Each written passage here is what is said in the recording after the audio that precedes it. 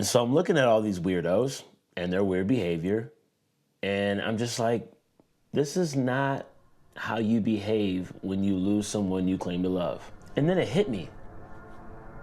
What if Charlie Kirk wasn't the boss at TPUSA at all?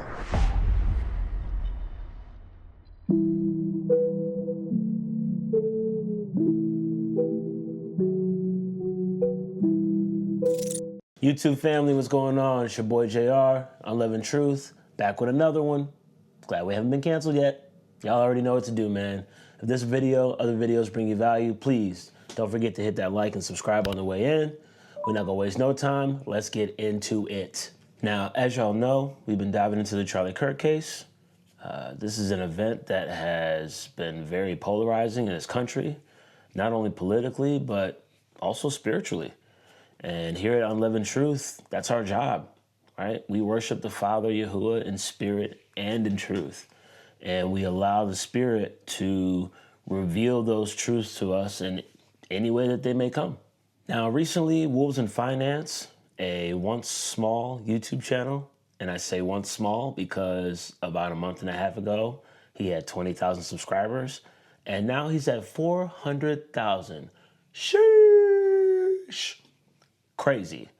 Anyway, Wolves in Finance dropped a video, a bombshell video on TPUSA and the possibility of massive amounts of fraud and tax evasion within the company. So I was watching this video, and we'll cover that in a bit here, but I was doing my usual side quest of research while I'm watching it. I like to watch the content I'm looking at while I'm doing my research alongside it. And it turns out that people have been suspicious of TPUSA's political activity for a long time. And I want to give a shout out to my friend Liz. Me and her go on Facebook back and forth quite a bit, but that is my big sis. I love her to death. We've been friends since middle school.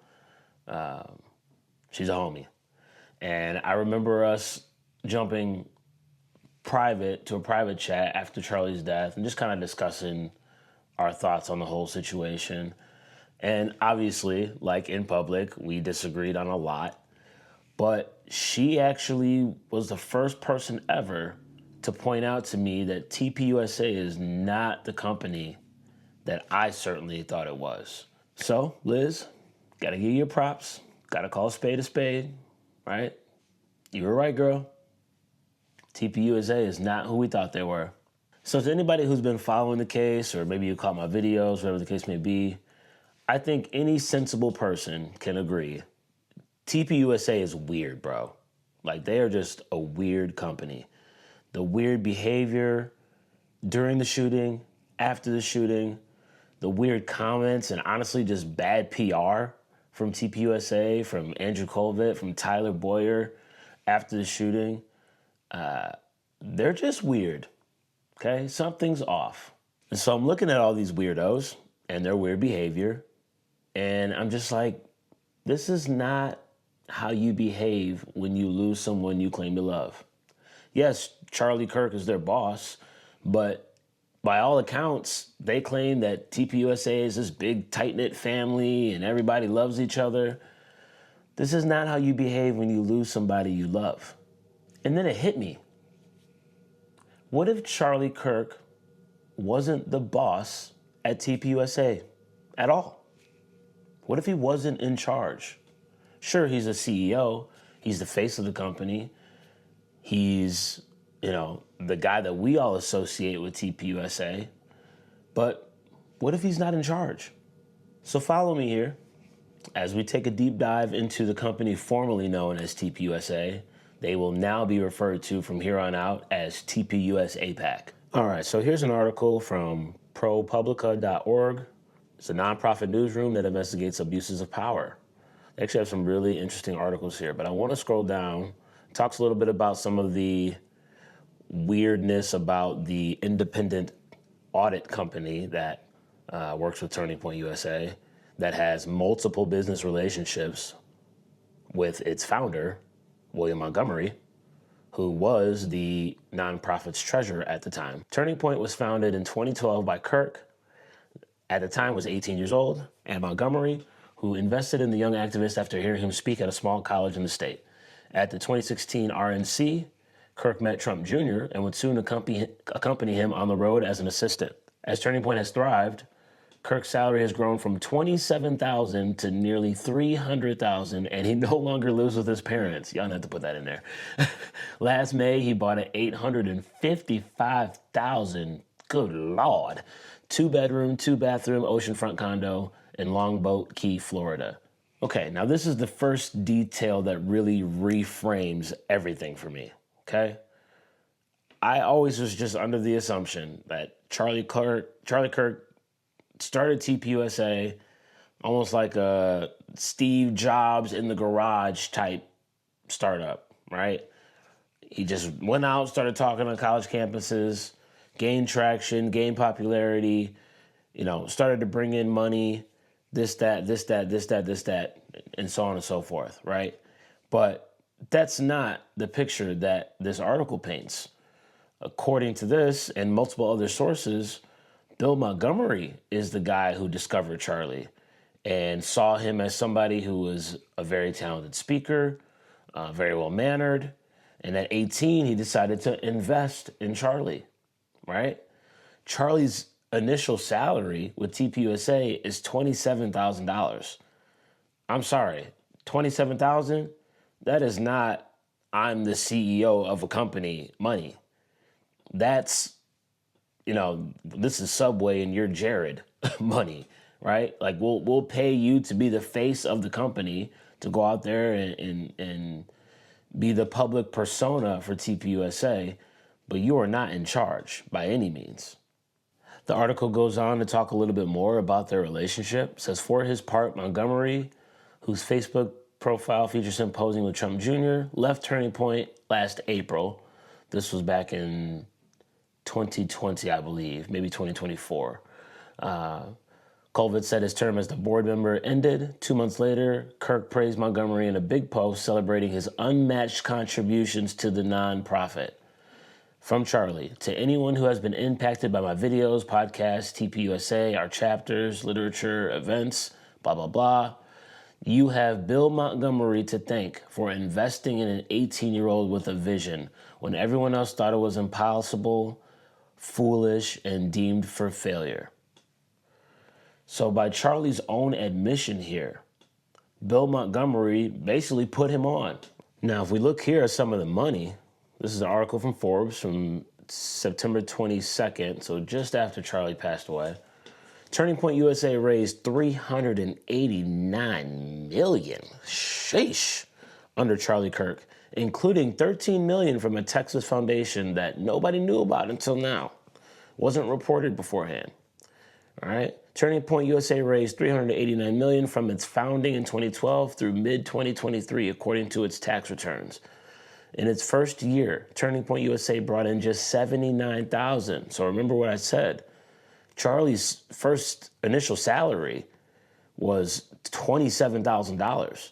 So this company early on was bringing in money, paying Charlie what they needed to. But this is not a scenario where Charlie is just grassroots thugging it out there by himself building this company. No. We had money coming in from the jump.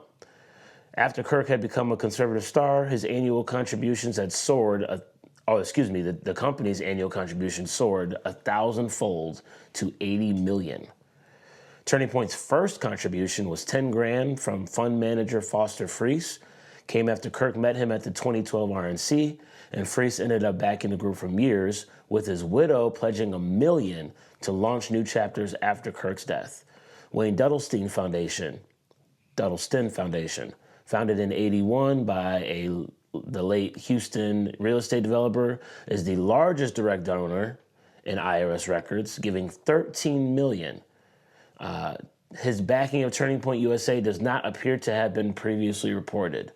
That's interesting.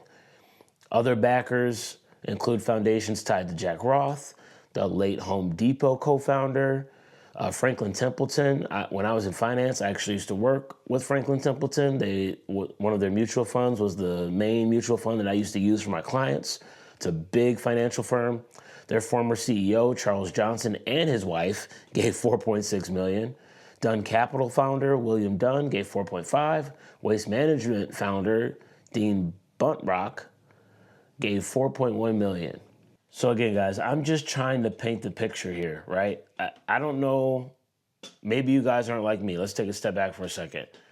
All I know about TPUSA is Charlie Kirk, okay?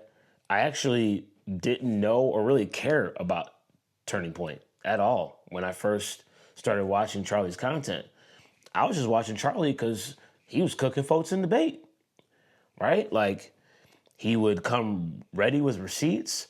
He made some really good points, a lot of stuff that I agree with, a lot of stuff that mainstream media doesn't agree with, which typically means that I'm going to align with you if you disagree with the mainstream media. But I had this picture of this guy who TPUSA is just kind of in the background, right? And all of this information, especially the money, is really starting to paint the picture like, no, Charlie Kirk is the face of a machine that is, from inception, much larger than Charlie Kirk, the person, is, right? Their first year, they bring in 80,000. Charlie's only getting paid less than 30,000. And just within a few years, they're raking in millions. So that's something that we really got to take a look at. And again, as we start to peel the layers back, I really think that a different picture starts to form.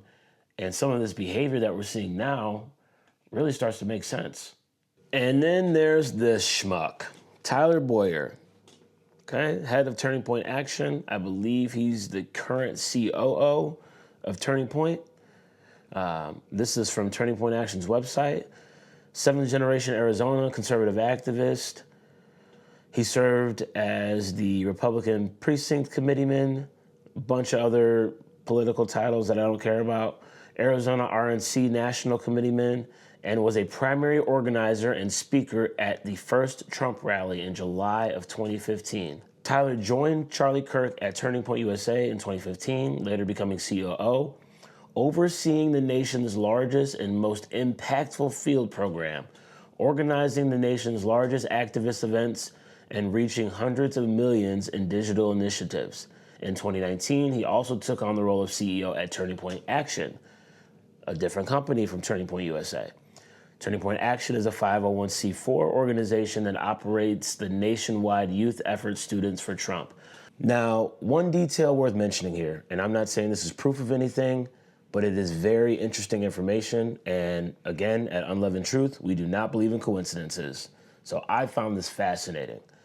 Just reading this bio about Tyler Boyer, I learned that he was the one that organized the Trump rally in 2015 in Phoenix, Arizona, okay? A couple months ago, one of my favorite creators right now, Didi, got a podcast. Shout out to Didi. If you ever see this, bro, I would love to collab with you. You do a fantastic job. Awesome work. But a couple months ago, he hopped on a live on YouTube, and either he was shown or he found video of this Trump rally in 2015 in Phoenix. And in the back of the video, or in the back of the Trump rally, is Erika Kirk. She's at this Trump rally. Her mom is also at this Trump rally. Tyler Boyer is at this Trump rally, obviously, because he's the organizer. And you can see all of them clearly on camera. That looks like Erika to me. That's definitely Tyler Boyer. Down here below, that looks like Erika to me. Again, if it's not her, then cool. That looks like Erika. I'm not tripping, am I? If y'all say that this is not her, then all right, cool. But I need y'all's help on this one because this could go either way. That looks like Erika, bro.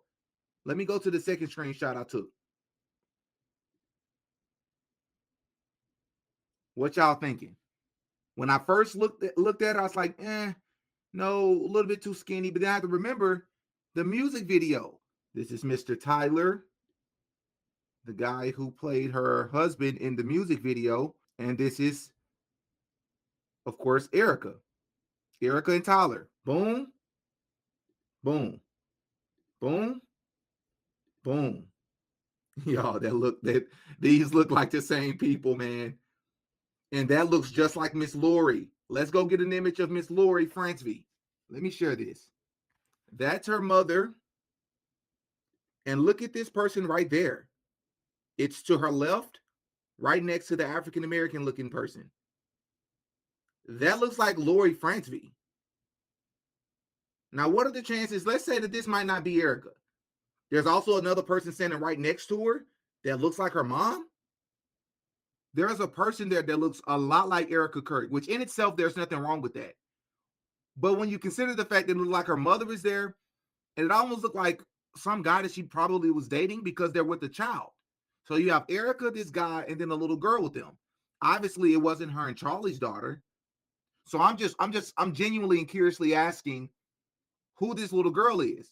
Did Erika Kirk have children beforehand? Tyler Boyer is right there below them. So she just so happened to be at a rally with Tyler Boyer before she met Charlie Kirk. This is 3 years before she supposedly met Tyler Kirk. You all don't understand these connections, just these few connections right here, what that could actually implicate. Because a lot of you all could be saying, okay, even if it's her, it's a nothing burger. No, the heck it's not. No, it's not. Now let's connect this here, right? Tyler Boyer does not yet work for TPUSA. He knows Charlie Kirk, but he has not started working at TPUSA as COO, okay? So he organizes this Trump rally, which to me means Tyler Boyer's got juice, right? You got the presidential nominee for the Republican Party and organizes his first Trump rally. Then you have Erika in attendance, who, to our knowledge, to my knowledge, they don't know each other, but we know that Erika has ties to Donald Trump because she won Miss USA Arizona. Trump is the owner of the Miss USA pageant. He's also the owner of the talent agency that Erika Kirk was a part of. So we have these ties here that have nothing to do with Charlie. And yet we can see these people and these parties starting to kind of intermingle with each other, which I find fascinating. Again, does it prove anything? No, but it's there. And if it's there, we got to mention it. So this is where timing is everything. And the timing of these things really starts to matter. Because again, if we look at Charlie Kirk in this new lens, okay, not the head honcho at TPUSA, not this person who built this massive company from the ground up by himself, essentially, right? But a guy who was kind of thrust into the public-facing persona of TPUSA as their spokesperson and CEO, but not with all the juice. Now all of these things that we're starting to see from Charlie in the final days, weeks, and months before his death really starts to paint a new picture of the tension between Charlie Kirk and TPUSA. Let's really think about what Charlie was doing leading up to his death, okay? He refuses to disavow Candace Owens and Tucker Carlson, despite pressure from people like Lori Cardoza, okay? Who basically was like, you are in deep trouble if you don't do these things, if you don't disavow these people. Charlie goes the complete opposite direction and invites both of them to AmpFest. I can confirm to you today that on September 9th, amongst a smaller pool of TPUSA employees, Charlie sent a text saying, the day before he died, that he wanted to invite me to AmpFest. I'm going to now read you an unhinged text message that Charlie received, this time from a female Christian donor, Zionist, of course. Erika Kirk can confirm it's real that Charlie Kirk received this. Let's read this, okay? All of the people that trusted you, Jews and Christians, including me, why would you platform anti-Semites like Candace and Tucker? There are many evangelical Christian Zionists who would never give these people the opportunity to spew their hatred. I'm one of them. You say people are accusing you of being an anti-Semite because you disagree with the Israeli government. Well, what is it exactly that you disagree with? You threatened Jews and Christians with your 30 million followers. Are you kidding? Be very careful, Charlie. You are in violation of the 9th commandment by bearing false witness against your brother Judah. When was the last time you read your Bible, Charlie? I'm coming to you as a believer. Genesis 12:3. Obadiah and many more prophets warn that those who curse Israel will be cursed. Your TPUSA Tampa event was a disaster. Michelle Bachmann was booed, and about 10% walked out on her when she talked about standing with Israel. You brag about how you convinced all these young voters to vote for Trump, but you can't convince them to stand with our Jewish brethren. This is not a joke, Charlie. I'm coming to you as a sister in faith. You have accomplished so much by the hand of the Almighty, but he is going to lift his hand from you. Then he really starts to veer, where he starts criticizing our relationship with Israel and our support for Israel.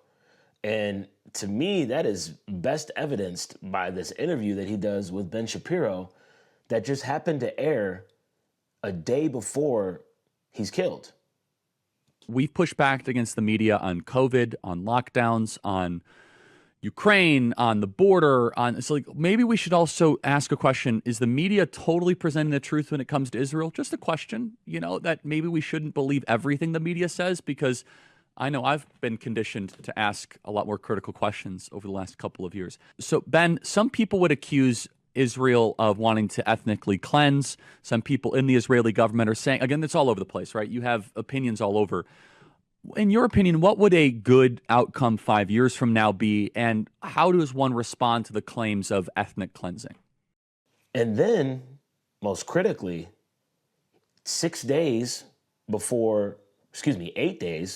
before he's killed, September 2nd, he sends an internal memo to those within the company of TPUSA calling for a Doge-style effort to look into all their finances. He has questions about where all the money is coming from and where it's going. And again, in this new light, Charlie, you might not have the juice to be this problematic within the confines of your own company. And it seems like these bits and pieces of information of all the things that Charlie was doing leading up to his death, I think it's tough to argue that they didn't play a part in what eventually happened to him. And this last part matters a lot, because this is where we return to Wolves in Finance. His most recent video, which highly suggests, allegedly maybe, perhaps, that TPUSA was using nonprofit money for political activities, which is a big no-no, okay? Can't do that. And if Charlie found out some of this information and was then calling for an audit, because again, according to ProPublica and their article, the people who were doing TPUSA's audits were tied to the co-founder, Bill Montgomery. So there's already questions of if those audits were even legitimate. And now you have potentially the CEO of your company who may have become hip to some of this information. And if he found out that the money was either coming from places that he didn't approve on or going to places that he didn't approve of, well, now you really got a problem. The other obvious question for most people is, how does Turning Point get involved in so much political activity? The only companies that are allowed to do political activity are up to 50% of Turning Point Action and Turning Point PAC. What happens in the real world is that a lot of 501c3s will perform what they call get out the vote efforts, or voter education. This is defined in Treasury Regulation 1.527-6B5. Get out the vote campaigns must not be specifically identified by the organization with any candidate or political party. As long as these are nonpartisan activities, they are considered not political, and that is the loophole that is allowed for a 501c3. This would include things like signing people up for new voter registration. But you cannot be pushing for Republican or Democrat. It has to be completely nonpartisan. Here's the problem. Turning Point USA is a 501c3. They are supposed to be non-political. But then we see Erika Kirk endorsing J.D. Vance for president. We're going to ensure that President Trump has Congress for all 4 years. We are going to get my husband's friend, J.D. Vance, elected for 48 and the most resounding win possible. This is at America Fest, Turning Point USA's largest event, with the CEO in a flashy pantsuit giving a speech endorsing a political candidate. This is strictly forbidden under the law for a 501c3.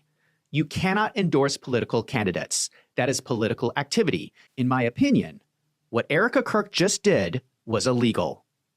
This is effectively using their tax-exempt donations to create a campaign commercial for JD Vance.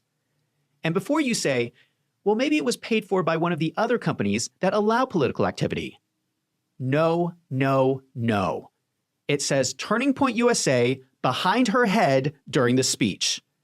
The tickets for the event were sent out from Turning Point USA. The fact page for the event is hosted at tpusa.com. And at the bottom of the webpage, it explicitly says Turning Point USA is a 501c3. It looks to me like the executives at Turning Point are playing pretty fast and loose with the laws concerning 501c3s. Remember why this is important. A 501c3 is tax exempt, which is a tax subsidy. You are paying more in taxes so that they do not have to. So, is it fair that Democrats are paying taxes that fund a campaign commercial for JD Vance? This is so unjust, which is why there are so many laws against what Erika Kirk just did. If she wants to endorse a candidate, that's fine, but she needs to pay for it out of Turning Point PAC. I'm going to give you the exact wording from IRS Revenue Rule 2007-41. A 501c3 does not participate in or intervene in, including the publishing or distributing of statements, any political campaign on behalf of or in opposition to any candidate for public office. That seems pretty clear that Erika Kirk's statement was illegal. So again, we're just trying to take all this information and examine it with a different perspective, right? If Charlie became hit with some of this information on top of what he was already doing, which the people at TPUSA or the donors involved in TPUSA clearly weren't happy about, if he starts to become hip to all this stuff, he's creating a massive storm and kind of a problem that he really can't control. TPUSA might have been becoming a company that he didn't recognize anymore. And if Charlie is as high character of a person as he comes off publicly, which I actually believe that Charlie Kirk was the real deal from a character standpoint, there's no way he's going to come across this information and just sit back and let TPUSA do whatever they want to do. He's going to push back. And that pushback might have been what got him killed. So again, I just kind of wanted to paint this picture here. I'm new to the idea that Charlie Kirk just might not have been in charge the way we thought he was in charge. But to me, everything that we've been examining so far with that new perspective, I don't know. It's hard to ignore. It's hard to look at all that information and just think it's coincidence, right? If Charlie was not the boss and yet he's creating all this dissension within this company, there's a lot of incentive for someone, anyone, to take him out.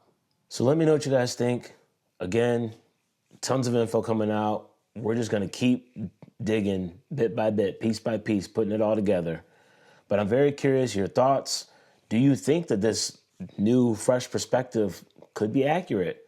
Maybe I'm dead wrong. I'm curious. Let me know what you guys think. As always, if this video, other videos bring you value, please hit that like and subscribe. I'm trying to do this thing full time. I'm having a lot of fun with it, and I just appreciate the support that I've gotten so far. Let's keep it rocking. Till next time.